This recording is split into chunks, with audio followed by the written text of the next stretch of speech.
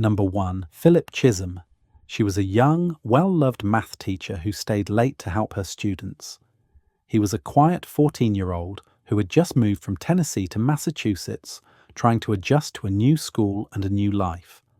On the surface, nothing seemed unusual about their paths crossing, but on an October afternoon in 2013, what started as an ordinary day at Danvers High School ended in one of the most shocking crimes ever linked to a student so young. Philip Chism had recently arrived in Danvers with his mother after his parents' divorce. Teachers described him as polite but reserved. He had a passion for soccer and was considered talented on the field. Yet classmates noticed he often kept to himself, with some later recalling that he seemed withdrawn. Colleen Ritzer, by contrast, was only 24, but already a beloved figure at the school. She was known for her patience, her energy, and her ability to connect with students. She often stayed after class to offer extra help. On October 22, 2013, that willingness to give her time set the stage for tragedy. That afternoon, Ritzer asked Philip to stay behind after math class. Security footage shows the two walking out into the hallway together. What no one could have predicted was the series of events that followed. As other students went home, Philip remained at school, and surveillance cameras later captured him following Ritzer down the hallway toward the bathroom area. Moments later, she would never be seen alive again. When Colleen failed to return home that night, her parents became worried. She was responsible and dependable, the kind of person who always checked in. Her car was still parked at the school. By evening, police had launched a search. Meanwhile, Philip's mother had also reported him missing, unaware of what he had done. Officers soon discovered that he too had disappeared from the school. That raised suspicions immediately. The breakthrough came when investigators reviewed the school's security tapes. They saw Philip trailing behind Colleen, then re-emerging alone wearing different clothes and carrying a large recycling bin. In the early hours of the morning, search teams combed the wooded area behind the school. There, they discovered Colleen's body. Nearby lay her belongings, including her teaching materials. Evidence at the scene and in Philip's possession pointed directly to him. Philip was picked up in the early morning hours walking along a road. He had Colleen's credit cards and some of her belongings with him. Police took him into custody, and as the evidence was pieced together, the case became undeniable. A 14-year-old boy had taken the life of his teacher in a calculated act that stunned not just the community of Danvers, but the entire nation. When the case moved into the courtroom, it drew enormous attention. How could someone so young commit such a brutal crime? Prosecutors painted a picture of premeditation. They relied on the surveillance video, physical evidence, and witness accounts from classmates. The defense argued Philip was struggling with severe mental health issues and was not fully aware of his actions. His lawyers pushed for the jury to consider his age and state of mind, suggesting he should not face the maximum penalties. The trial revealed chilling details of the crime, though much was kept out of public record to preserve the dignity of the victim. Jurors were left to grapple with the question of intent. After days of testimony, they reached a verdict. Philip Chism was convicted of first-degree murder, along with additional charges of aggravated assault and armed robbery. In 2016, he was sentenced to life in prison with the possibility of parole after 40 years. Because of his age at the time of the crime, Massachusetts law prevented a sentence of life without parole. For Colleen's family, the verdict brought some measure of closure, but not relief. Her parents spoke of the bright future she had, cut short by one of her own students. For the community of Danvers, the case left deep scars. Teachers began reconsidering how safe they felt staying late with students. Parents struggled to explain to their children how something like this could happen inside a school that was supposed to protect them.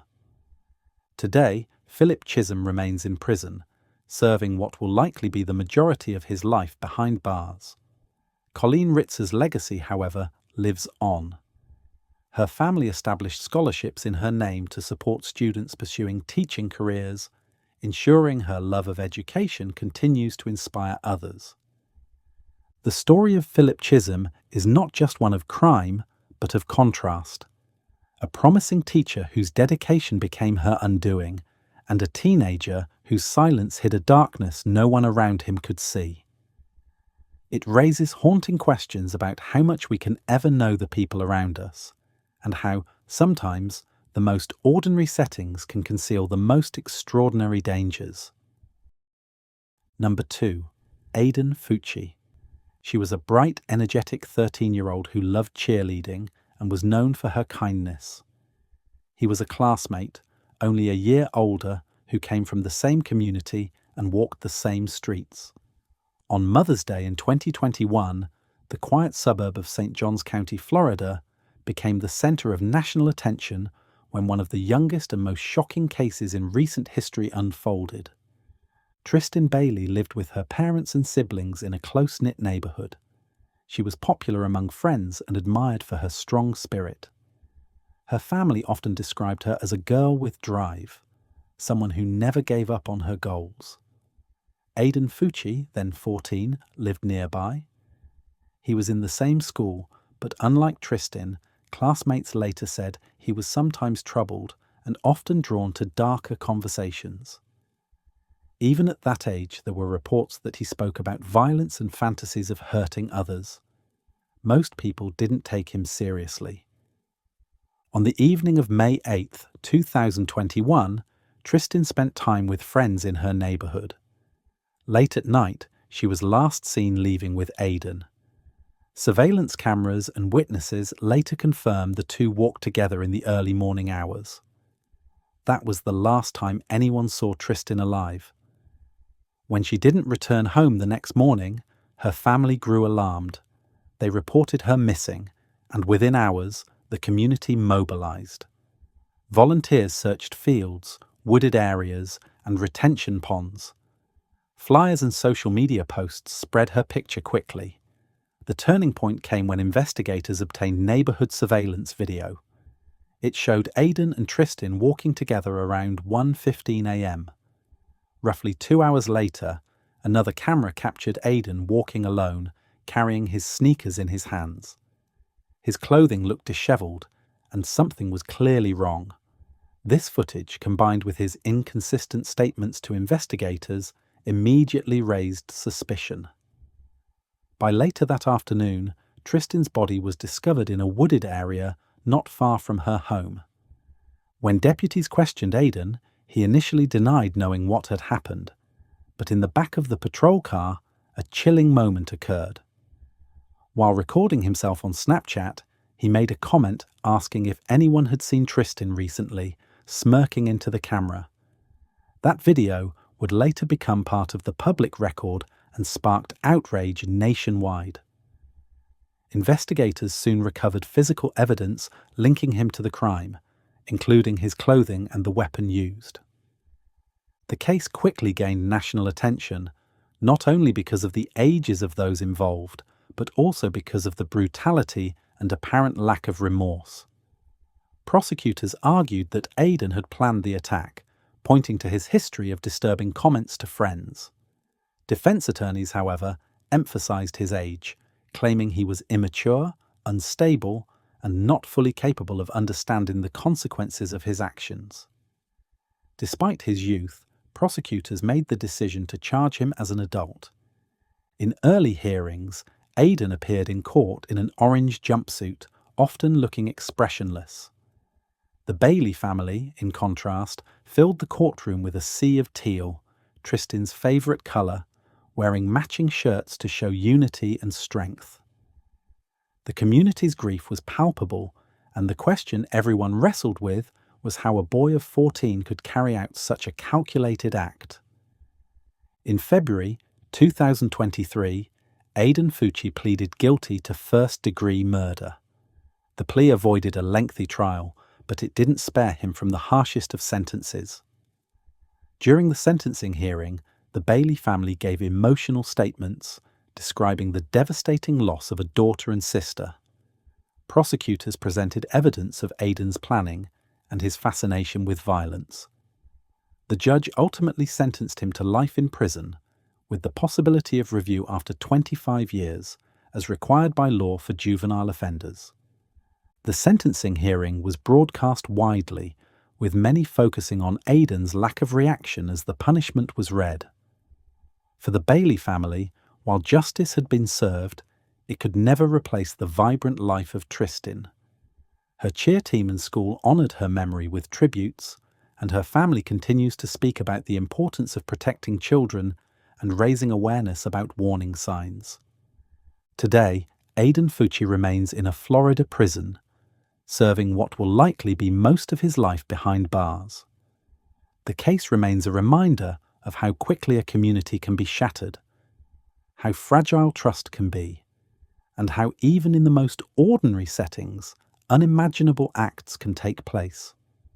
Tristin Bailey's name is now remembered not just in sorrow, but also in the way her family and community came together in her honour. Her legacy, marked by strength and resilience, continues to live on, even as the boy who took her life grows into adulthood behind prison walls. Number 3. Jamie Silvonek. At first glance, Jamie Silvonek looked like any other 14-year-old in Lehigh County, Pennsylvania. She went to school, hung out with friends, and used social media to document her life. But in March of 2015, her name would become known across the nation, not for teenage innocence, but for a crime so disturbing that it left an entire community reeling. Jamie's life seemed typical on the outside.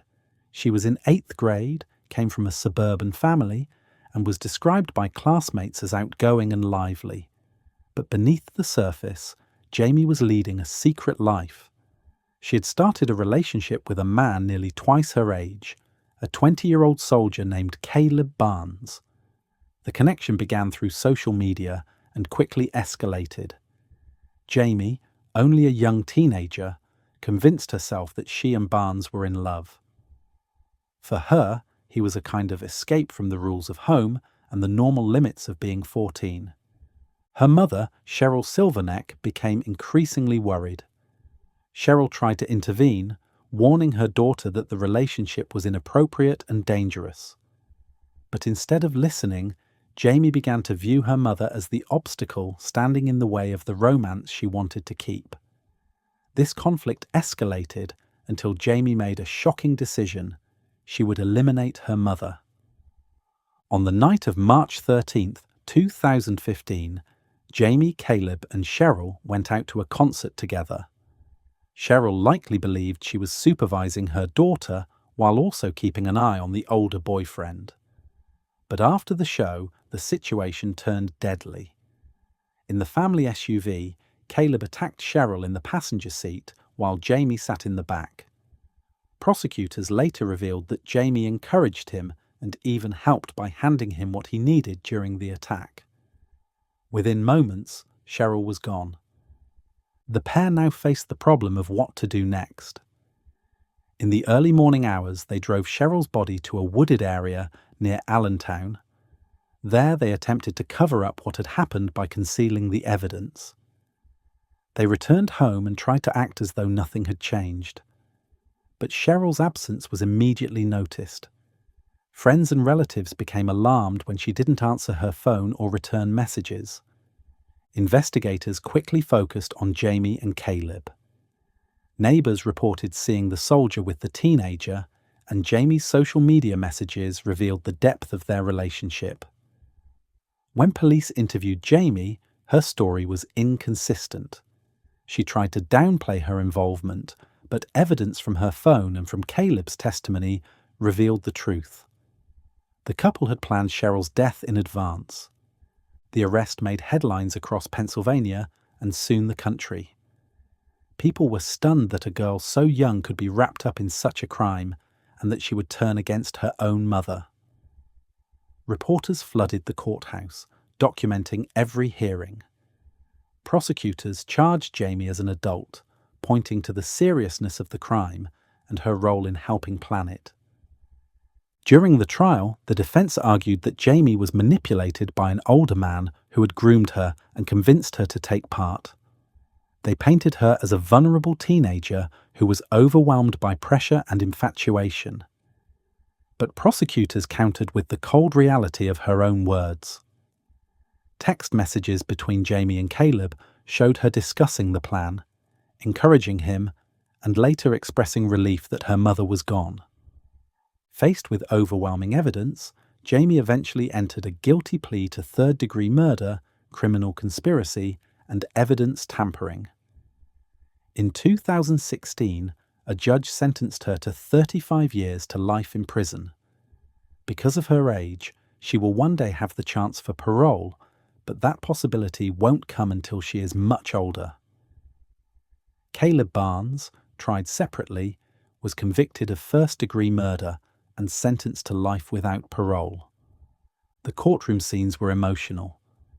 Cheryl's family spoke of the devastation caused by losing a mother, a wife, and a friend in such a shocking way. The betrayal cut deep. Not only had she been taken, but it was her own daughter who had stood by as it happened. The judge remarked on the seriousness of Jamie's actions, noting that while she was young, her decisions had permanent consequences. Today, Jamie remains behind bars, serving out her sentence. From prison, she has written letters expressing remorse and claiming she now understands the gravity of her choices. Whether those words are sincere is something only she knows. What cannot be erased is the life of Cheryl Silvonek, cut short by the very person she had raised and protected.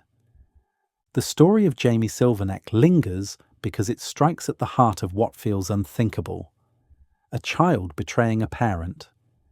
It forces us to ask uncomfortable questions about influence, about manipulation, and about how far young people can be drawn into destructive paths. At 14, Jamie should have been worrying about school dances, exams, and friendships. Instead, she became the center of one of Pennsylvania's most shocking cases, a reminder that even the people closest to us can sometimes hold the darkest secrets. Number 4. Paul Henry Gingerich. On a spring evening in 2010, a quiet town in Indiana became the backdrop for one of the youngest defendants ever tried as an adult in American history. The name Paul Henry Gingerich would be repeated across news outlets and courtrooms because he was only 12 years old when he helped carry out a crime that stunned even seasoned investigators. Paul grew up in Cromwell, a small town where families knew each other and children rode their bikes down tree-lined streets. He was a sixth grader, described as polite and mild-mannered, though he had begun spending more time with older boys in the neighborhood. At that impressionable age, he was easily swayed by the people he saw as role models. One of those figures was Colt Lundy, a 15-year-old who lived nearby. Colt was older, had a car, and seemed to live with fewer restrictions. To Paul, he represented excitement and freedom. In April 2010, Colt began speaking about escaping from his home and starting a new life. His father, Phil Danner, had rules that Colt resented, and soon the conversations turned dark. Colt told Paul and another boy, Chase Williams, about his plan to kill his stepfather. At first, it may have sounded like teenage bravado, but within days the talk became action. Colt convinced Paul to take part, framing it as the only way they could run away together. On April 20th, 2010, the plan was set in motion. Colt, Paul, and Chase gathered inside Colt's house. While Chase acted as a lookout, Paul and Colt waited for Phil Danner to arrive home. When he stepped through the door, the boys were waiting with handguns. In a matter of seconds, shots were fired, and Phil fell to the floor. He died in his own living room, betrayed not only by his stepson, but also by the 12-year-old friend who pulled the trigger alongside him. The boys immediately fled the house, attempting to put their escape plan into action. Their destination was Arizona, where they imagined starting a new life away from rules and parental control. They piled into Colt's stepfather's car and set off on the road. But their journey did not last long. Police were quickly alerted, and within hours the teenagers were located and taken into custody. For law enforcement, the shock was not only in the crime itself, but in the ages of the suspects. The investigation revealed the disturbing details of the plot. Text messages, witness accounts, and the boys' own statements showed that the murder had been discussed days in advance. It wasn't a spur-of-the-moment act, but a plan carried out by adolescents who barely understood the consequences. For prosecutors, the question was not just what had happened, but how to handle defendants so young. Initially, Paul was charged as an adult, a move that sparked controversy across Indiana and beyond. Critics argued that at 12 years old, he could not fully grasp the weight of his actions, while prosecutors insisted the seriousness of the crime demanded adult charges. His case drew statewide and even national attention, as it tested the balance between juvenile justice and accountability for violent crimes. In 2011, Paul reached a plea deal. He admitted to conspiracy to commit murder and was sentenced to 30 years, with the first part to be served in a juvenile facility and the remainder potentially in adult prison. This unusual arrangement reflected the court's struggle to handle someone so young. Over time, appeals and advocacy led to changes. In 2014, the Indiana Court of Appeals ruled his sentence unconstitutional, and by 2017, Paul was resentenced to 10 years in juvenile custody, followed by probation, recognizing that rehabilitation was possible. Throughout the legal process, Paul expressed remorse. He admitted that at 12 he had been easily manipulated, caught up in Colt's charisma, and unable to resist peer pressure. Supporters argued that he was a child who had made a terrible mistake, not an irredeemable criminal. Still, for the family of Phil Danner, the loss was permanent, and no legal outcome could erase their grief. Today, Paul Henry Gingerich has served his time in juvenile facilities and has been released under strict supervision. His case is often cited in discussions about juvenile justice reform. It illustrates the dangers of trying young offenders as adults, while also reminding the public that even children are capable of devastating choices when pushed into the wrong influences. The story of Paul Gingerich remains unsettling because it blends childhood innocence with adult consequences. At 12, most kids are focused on school projects or sports, yet he was standing in a courtroom facing decades in prison. His case forces us to reflect on how quickly childhood can be lost, how dangerous peer influence can become, and how the justice system should respond when the line between youth and responsibility is blurred by tragedy. Number 5. Antonio Barbeau. In September of 2012, the quiet town of Sheboygan Falls, Wisconsin, became the setting for a crime that seemed unthinkable. At just 13 years old, Antonio Barbeau was accused of taking part in the death of his own great-grandmother, a woman who had loved and cared for him. The case stunned the community not only for the brutality of the act, but for the age of those involved. Antonio came from a family with its struggles, but those who knew him never expected violence. He was described as a typical middle schooler, someone who enjoyed hanging out with friends and playing games. But beneath the surface, he had begun to drift, spending more time with another boy his age, Nathan Pape. The two would talk about frustrations, about money, and eventually about crime. What started as idle conversation soon spiraled into planning something far darker. Their target was Antonio's great-grandmother, Barbara Olson. She was 78 years old, living alone, and known for her generosity. Antonio knew she kept some money in her house, and in the minds of these young boys that became a motive. On September 17th, 2012, they skipped school and walked to her home. What unfolded that day would shock even experienced investigators. Prosecutors later revealed that Antonio and Nathan had armed themselves with a hatchet, a hammer, and a knife. When they entered Barbara's house, the plan turned deadly. They attacked her in her own living room, leaving her fatally injured. They then ransacked the house looking for cash, taking only a small amount and her car keys. Their attempt to drive away in her vehicle ended quickly when they crashed into a ditch, forcing them to abandon it. What they had imagined as a path to money and freedom collapsed almost immediately.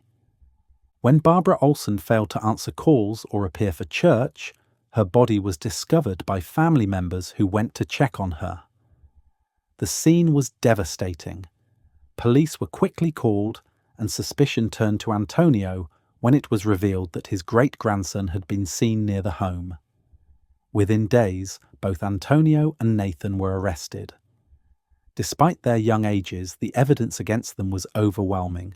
The weapons, the stolen car, and their own confessions. The case drew extensive media coverage because of the boys' ages. How could two middle schoolers commit such a crime against a family member, and why? Prosecutors faced the difficult decision of how to charge them. In Wisconsin, children as young as 10 can be tried in adult court for serious offences.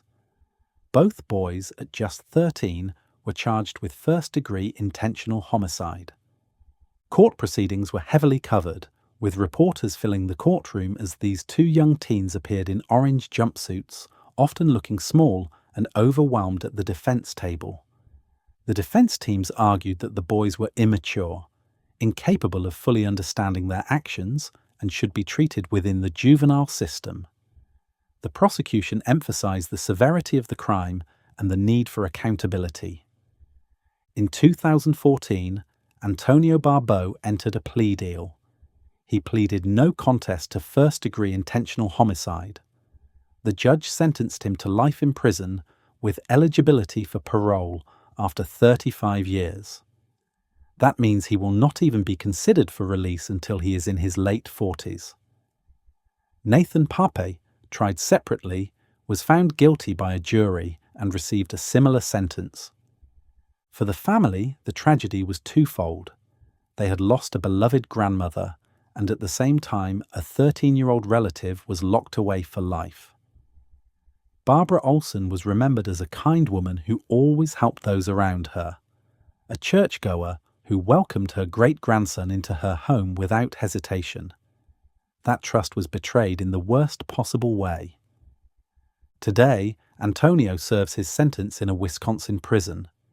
His case continues to be cited in debates about juvenile justice, the role of peer influence, and whether children that young can ever truly grasp the permanence of their actions. What began as talk between friends ended in a crime that shocked an entire state and left a family forever changed. The story of Antonio Barbeau forces us to reflect on the vulnerability of family bonds and the danger of youthful impulses when combined with poor judgment and dark influence. At 13, he was old enough to know right from wrong, but far too young to truly understand the lifetime of consequences that would follow. And now, as he grows into adulthood behind prison walls, the memory of his great-grandmother's generosity will forever stand in stark contrast to the decision he made that September day. Number 6. Lionel Tate. In 1999, a case out of Florida would ignite national debate about how the justice system treats children. At its centre was Lionel Tate, a boy who was only 12 years old when he was convicted of a crime that made him the youngest American ever sentenced to life in prison. His story, and the questions it raised, remain one of the most infamous examples of juvenile justice in U.S. history. Lionel grew up in Broward County, Florida. He was the son of a single mother who worked as a Florida Highway Patrol officer. By most accounts, he was an active, energetic boy who loved sports and professional wrestling. Friends and family described him as playful and sometimes rambunctious, like many children his age. But on July 28, 1999, what began as a night of babysitting turned into a tragedy that shocked the nation. That evening, Lionel's mother was at work, leaving him in charge of 6-year-old Tiffany Eunuch, a family friend. Lionel and Tiffany played together in the living room while his mother was away. Hours later, Tiffany was gravely injured. When paramedics arrived, it was too late. Lionel told investigators that he had been imitating wrestling moves he had seen on television. He claimed that Tiffany had accidentally been hurt during what he thought was play. But the extent of Tiffany's injuries suggested far more than a simple accident. The medical examiner found extensive damage, including broken bones and internal trauma. For prosecutors, these findings indicated a sustained and violent assault rather than a single mishap.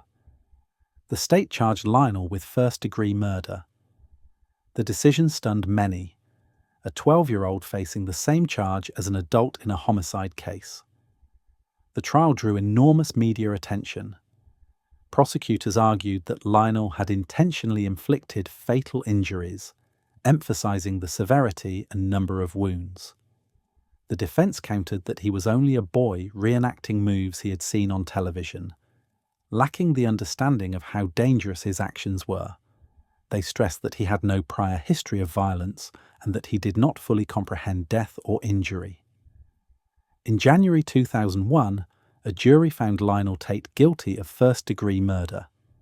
In March, the judge handed down a life sentence without the possibility of parole. At the time, it was the harshest penalty ever given to someone so young in the United States. The decision sparked outrage across the country and even internationally. Critics argued that sentencing a 12-year-old to life behind bars ignored the possibility of rehabilitation. Supporters of the sentence insisted that the seriousness of the crime required accountability regardless of age.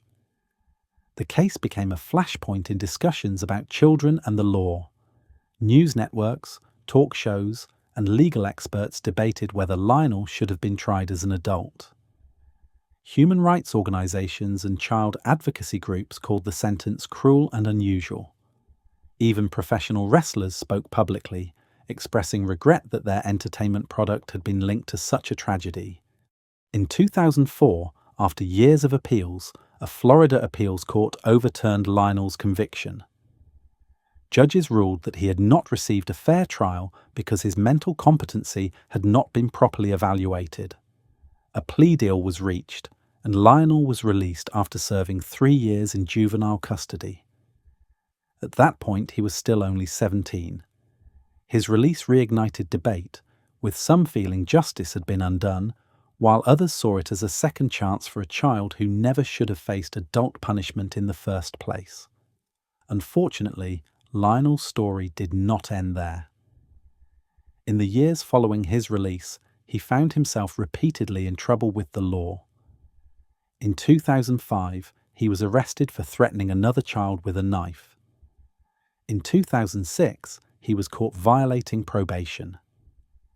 And in 2008, he was convicted of armed robbery and probation violations, resulting in a 30-year prison sentence. These later crimes seemed to confirm the fears of those who believed he was dangerous, while also deepening the tragedy of a boy who had once been the subject of national sympathy. Today, Lionel Tate remains incarcerated, serving his 30-year sentence in the Florida prison system. Tiffany Eunuch's family has had to live with the painful reality that their daughter's life was cut short, while Lionel's life became defined by one moment of violence and the troubled years that followed. The case of Lionel Tate stands as one of the most important examples in the history of juvenile justice. It forces us to confront difficult questions. Should a 12-year-old be punished like an adult? Can children truly grasp the weight of their actions? And when society chooses to impose the harshest penalties, what does that say about our belief in rehabilitation? For some, Lionel's story is a warning about the dangers of violence, even when framed as play. For others, it is a cautionary tale about a justice system that struggled to balance accountability with compassion. Nearly a quarter-century later, the name Lionel Tate still represents the complex and often heartbreaking challenge of dealing with children who commit the most serious crimes. Number 7. Noah Crooks. In a quiet rural town in Iowa, the Crooks family seemed ordinary.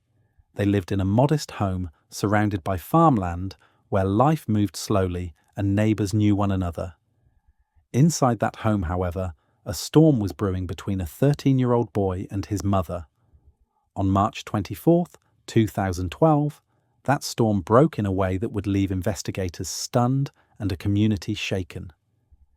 The name of that boy was Noah Crooks. Noah was, on the surface, a typical middle schooler. He enjoyed video games and sports and was described by classmates as energetic, sometimes impulsive, but not particularly unusual. Teachers noted he was smart, but often restless in class. Like many boys his age, he pushed against authority at home, testing boundaries with his mother, Gretchen. She was a nurse, hard-working, and determined to raise her son with discipline and care after his father's long absences for work. Friends of the family later said she was patient and deeply committed to her only child. But in the months leading up to that spring evening, Noah's relationship with his mother became strained. Reports later showed that he had exhibited signs of defiance and outbursts, and his mother tried to set firm rules to keep him in line. Noah grew frustrated, feeling she was too strict, and that resentment began to fester. On March 24th, it exploded. That evening, a chilling call came into 911. On the line was Noah himself. His voice, still that of a child, admitted to what had just happened inside the family home. The recording of that call later became central to the case, as Noah calmly described how he had taken a rifle and turned it on his mother. Investigators who arrived at the scene confirmed the unimaginable. Gretchen was gone, and her 13-year-old son had been the one to end her life. The discovery left law enforcement and neighbors in disbelief. In small-town Iowa, crimes of this magnitude were rare. For it to be committed by a boy barely in his teens was even more shocking. The 911 call spread quickly through media reports, and soon the case was being covered across the country. Questions swirled.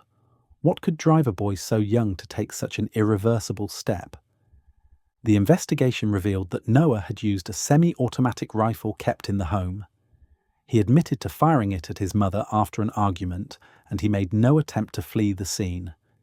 Instead, he called 911 and confessed, telling dispatchers what he had done. That act of phoning for help provided prosecutors with one of the most direct confessions possible, leaving little room for doubt about his involvement. The case moved into the courtroom, where Noah, just a teenager, now faced charges that could put him away for most of his life. Prosecutors charged him with first-degree murder, arguing that the crime was deliberate. They emphasized his admission, the preparation involved in retrieving the firearm, and the fact that he had not acted in self-defense or in the heat of passion. The defense, meanwhile, focused on his age and emotional state. They described a boy overwhelmed by anger and immaturity, someone who did not fully understand the weight of his actions. The trial drew significant media coverage, particularly because of the 911 call. Hearing a child's voice confessing to such a crime struck a chord with the public. Legal analysts debated whether he should be treated as an adult or given the opportunity for rehabilitation. The jury, however, was tasked only with deciding whether he had committed first-degree murder under Iowa law. In 2013, the court delivered its decision. Noah was found guilty of second-degree murder. The distinction meant that while the killing was intentional, it lacked the full premeditation required for the most serious charge. He was sentenced to up to 50 years in prison, with the possibility of parole after 35. That means Noah, who was just 13 when the crime occurred, will spend the majority of his adult life behind bars before he has any chance of release. For the community, the sentencing was bittersweet. Justice had been served in a legal sense, but the tragedy could never be undone. Gretchen was remembered as a devoted nurse and mother, someone who cared deeply for her son and worked tirelessly for her patients. Her friends and colleagues spoke of her warmth and dedication, qualities that stood in stark contrast to the way her life ended. Today, Noah remains incarcerated in the Iowa prison system. His case is still studied by those who look at juvenile crime, mental health, and family dynamics. It raises painful questions. Could this have been prevented? Were there warning signs that were missed? And how does society balance accountability with the recognition that a 13-year-old is still a child? The story of Noah Crooks is haunting because it combines the innocence of youth with an act that shattered all notions of childhood. It forces us to look at the fragile line between discipline and rebellion, between guidance and resentment. For those who knew Gretchen, the tragedy is that her efforts to raise her son with care and structure ended not in gratitude but in violence. For Noah, it is a lifelong reminder that one moment of anger can alter everything, leaving behind a trail of grief that can never be repaired. Number 8. Michael Carneal. On the morning of December 1st, 1997, the small town of West Paducah, Kentucky, awoke to a scene of unimaginable tragedy. At Heath High School, students were gathering before classes, some chatting with friends, others praying with a student-led group that met each morning. Among them was 14-year-old freshman Michael Carneal, a boy whose name would soon be etched into history as the perpetrator of one of America's earliest modern school shootings. Michael was known to classmates as quiet, awkward, and often the subject of teasing. He came from a stable home with supportive parents, but socially he struggled. He had a few close friends but longed for wider acceptance. Like many teenagers of the time, he played video games, read comic books, and spent time online, where he sometimes exaggerated stories to seem more impressive. Some remembered him as intelligent, while others said he was isolated. What no one realized was how deeply his insecurities and frustrations had begun to build. In the days leading up to that Monday morning, Michael had stolen several firearms from a neighbor and his own family. Hidden inside a blanket roll, he carried them to school. His peers thought the bundle was part of a prank, or perhaps just his belongings. No one imagined what was about to unfold. At around 7:45 a.m., as students stood in a circle praying in the lobby, Michael pulled out a .22 caliber pistol and opened fire. In a matter of seconds, 10 rounds were fired into the crowd. 3 students, Jessica James, Casey Steger, and Nicole Hadley, died at the scene, while 5 others were injured, some critically. The entire school was thrown into chaos as teachers rushed to protect students, and emergency responders flooded the campus. Michael was quickly subdued by school staff. He offered no resistance, dropping the weapon and reportedly appearing dazed by what he had done. Police arrived within minutes, taking him into custody. The images of teenagers crying in disbelief outside their high school were broadcast nationwide, marking one of the first times many Americans confronted the horror of a school shooting carried out by someone so young. The investigation revealed a disturbing level of preparation. Michael had brought multiple guns, including rifles and a shotgun, though he only fired the small pistol. Students later testified that he had spoken about doing something violent, but no one believed him. In fact, some thought he was joking, given his reputation for trying to get attention. That morning, however, his threats became reality. When the case entered the courtroom, it drew immense media coverage. Michael's age became a central focus. At 14, could he be held fully responsible? Prosecutors charged him with 3 counts of murder and 5 counts of attempted murder. His defense argued that he suffered from a mental illness, pointing to psychiatric evaluations that diagnosed him with disorders including paranoia and depression. They claimed he was not fully in control of his actions. In 1998, Michael entered a guilty plea but mentally ill, acknowledging his responsibility while also highlighting his psychological struggles. The court accepted the plea. He was sentenced to life in prison with the possibility of parole after 25 years. That sentence reflected Kentucky law, which did not allow life without parole for someone so young. For the families of the victims, the sentence was both a measure of justice and a reminder of what could never be restored. Parents spoke about the futures that had been stolen, young lives full of promise, cut short in an instant. Survivors of the shooting carried not only physical scars, but emotional ones, living with the trauma of that day for the rest of their lives. As the years passed, Michael Carneal's case continued to be revisited, especially as other school shootings occurred in the United States. In 2022, after serving 25 years, he became eligible for parole. At the hearing, survivors and family members testified, urging the board to deny his release. Michael, now in his late 30s, admitted to the panel that he still heard voices and struggled with mental illness. The board unanimously voted to deny parole, ensuring that he will remain in prison for life. Today, Michael remains incarcerated in Kentucky. His case is remembered as one of the first that forced Americans to confront the reality of school shootings, years before Columbine or Parkland. For Heath High School, the scars are permanent.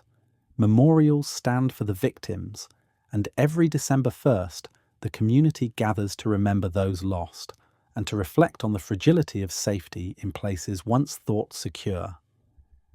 The story of Michael Carneal is haunting not only because of the loss of life, but because of his age. At 14, he should have been worried about grades, sports, or fitting in.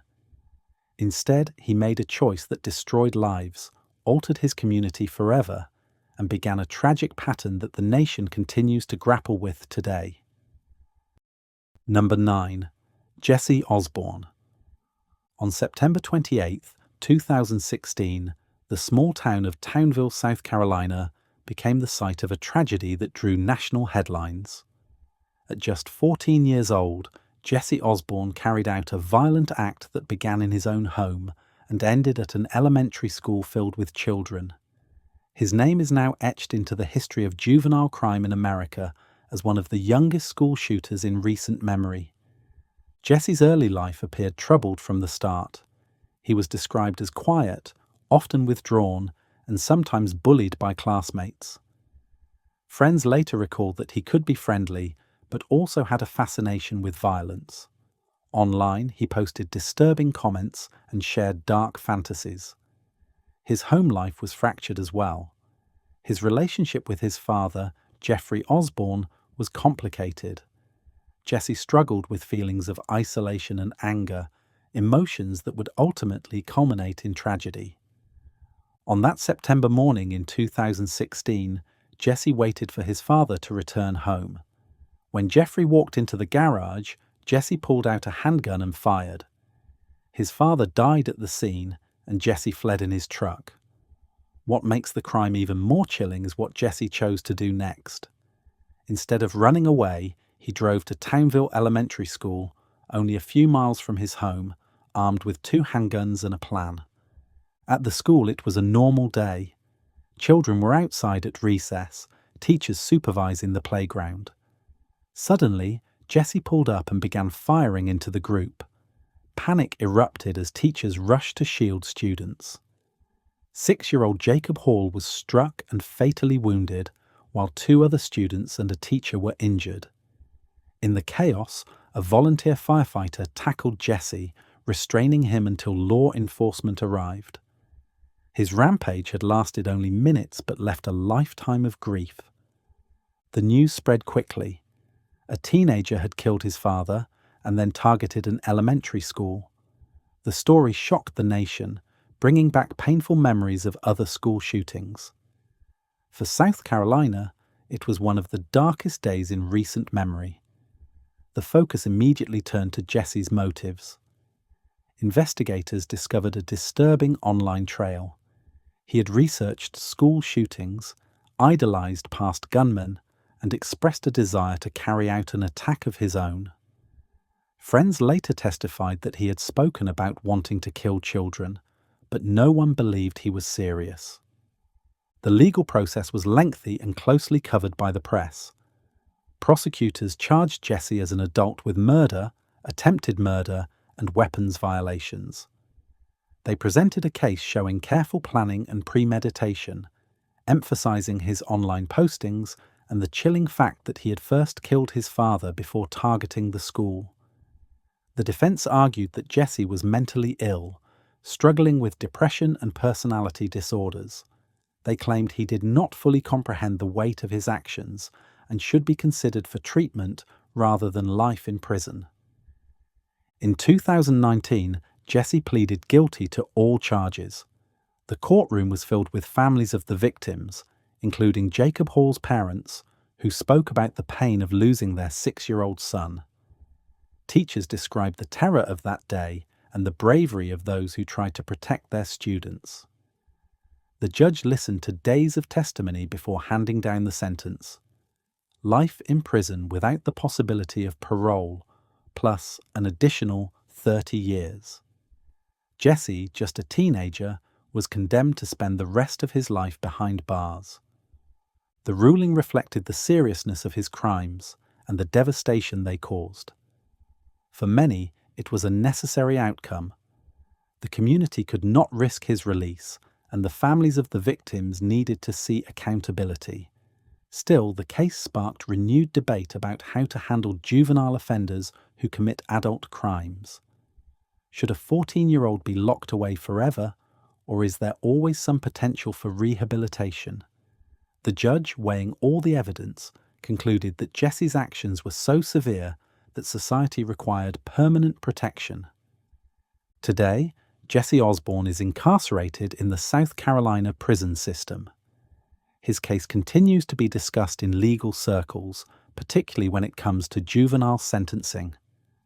For the families of the victims, however, the legal questions matter less than the personal loss.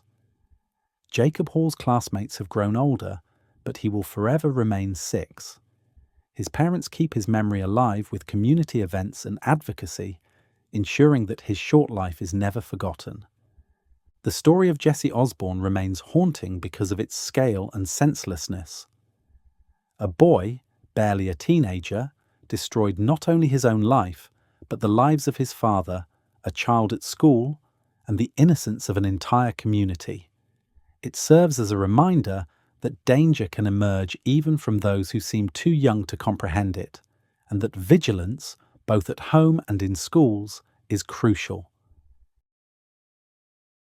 Number 10. Rashaun Weaver. On a cold December evening in 2019, New York City was stunned by the news that an 18-year-old Barnard College freshman had been attacked in Morningside Park, just blocks away from Columbia University. The victim was 18-year-old Tessa Majors, a promising student who had only recently moved to the city to begin her college life. Within days, investigators revealed something that shocked the public even more. The suspects weren't hardened adult criminals, but teenagers, one of them only 14 years old. His name was Rashaun Weaver. Rashaun grew up in Harlem, attending middle school like any other boy his age. Teachers remembered him as intelligent but sometimes distracted, and neighbors described him as quiet. But his life was far from stable. Reports later showed he had been in and out of the juvenile system, facing difficulties at home and struggling with discipline. Despite being only 14, he was already entangled in a world of delinquency that would ultimately lead to tragedy. On December 11, 2019, Tessa Majors walked through Morningside Park in the early evening. She was a musician, a writer, and a student full of promise. At the same time, Weaver and 2 other boys, both just 13 and 14, were wandering the park. Prosecutors later explained that the group intended to commit a robbery. Armed with knives, they looked for someone vulnerable. When they crossed paths with Tessa, an ordinary walk turned into a confrontation that would leave her fatally injured. According to police and later court testimony, the group surrounded Tessa and demanded her belongings. When she resisted, the situation escalated. She was stabbed multiple times, collapsing on a nearby staircase. Though she managed to stumble toward the street seeking help, she died shortly afterward. Within hours, New York City's major newspapers carried the story, and the city was gripped by grief and outrage. Investigators acted quickly. Surveillance cameras captured images of the boys running from the park. Detectives tracked their movements and soon identified them through witness statements and school records. One 13-year-old was arrested first, leading police to Weaver and another teen. The arrests shocked the city, not just because of their ages, but because of the violence involved. Many struggled to reconcile the idea of children carrying out such a crime in broad daylight. As the case unfolded, the courtroom became the center of attention. Weaver was charged with second-degree murder, robbery, and other offenses. Prosecutors emphasized his direct involvement in the stabbing, presenting evidence that included witness testimony and forensic analysis. The defense argued that Weaver was only a child, influenced by peers and incapable of fully understanding the consequences of his actions. His attorneys also pointed to his difficult upbringing, trying to show that he had been shaped by circumstances beyond his control. The hearings drew extensive media coverage. New Yorkers watched closely as prosecutors argued that this was not a case of immaturity or mischief, but a violent crime that had stolen the life of a young woman with limitless potential. Tessa's parents sat through the proceedings, listening as the details of their daughter's final moments were recounted. Their pain and loss became a focal point of the trial. In December 2021, Rashaun Weaver pleaded guilty to second-degree murder and first-degree robbery. During sentencing, the court heard emotional statements from Tessa's family, who described her love of music, her ambition, and the devastation caused by losing her. Weaver himself apologized, telling the court he wished he could undo his actions, but the judge emphasized that the consequences were permanent. Weaver was sentenced to 14 years to life in prison, a punishment that reflected both his youth and the seriousness of his crime. His co-defendant received a lesser but still substantial sentence, while the youngest boy involved was handled in family court because of his age. For Tessa's family, the sentencing provided some measure of justice, but no true relief. Their daughter's future had been stolen in an instant, and no prison term could bring her back. The case sparked widespread debate across New York. Some saw it as a sign of rising youth violence and called for tougher measures, while others pointed to the need for early intervention in troubled children's lives to prevent tragedies like this. For many, it was a reminder of how quickly an ordinary evening in the city could turn deadly, and how even the youngest offenders can inflict irreversible harm. Today, Rashaun Weaver remains incarcerated, serving the first years of what could be decades in prison. He will have the chance to apply for parole after 14 years, but whether he will ever walk free again depends on how the system judges his growth and rehabilitation. For Tessa Major's family, the focus is not on Weaver's future, but on preserving her memory. Friends and classmates continue to honour her with concerts and tributes, celebrating the vibrant young woman who should have had a lifetime ahead of her. The story of Rashaun Weaver closes this series with a sobering reality. A teenager, barely out of middle school, joined in a crime that ended the life of a young woman just beginning hers. It stands as a reminder that choices made in a single moment can alter countless lives, and that behind every headline is a family whose world has been changed forever. 10 young lives, 10 different stories, yet each one left families and communities forever changed. What's most striking isn't just their ages, but the scale of devastation their choices created. These cases remind us that crime doesn't always come from hardened adults. Sometimes it comes from kids who seemed ordinary just days before. So now we want to hear from you. Which of these cases shocked you the most, and why? Let us know your thoughts in the comments below. Thanks for watching. Stay safe and we'll see you in the next video.